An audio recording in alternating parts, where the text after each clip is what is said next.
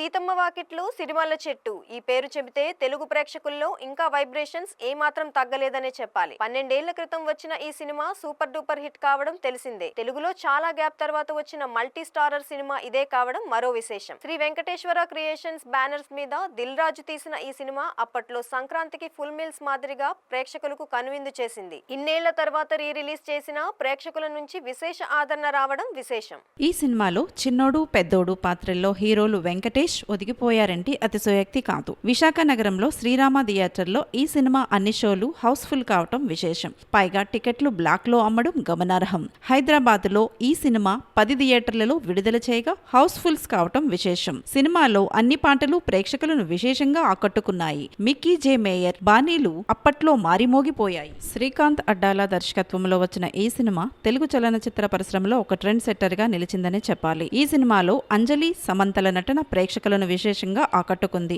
ఈ cinema TV channels లో వచ్చేసినా ఓటీటీలో అందుబాటులో ఉన్నా సరే మళ్లీ రీ రిలీజ్ అవుతున్నా అదే ప్రేక్షకాదరణ చెక్కు చెదరకపోవటం విశేషం. ముఖ్యంగా యూత్ ప్రేక్షకులు ఈ సినిమాకు బాగా కనెక్ట్ అయ్యారు. ఇప్పుడు రీ రిలీజ్ సమయంలో కూడా థియేటర్ల వద్ద ఎక్కువగా యూత్ ప్రేక్షకులే కనిపించారు.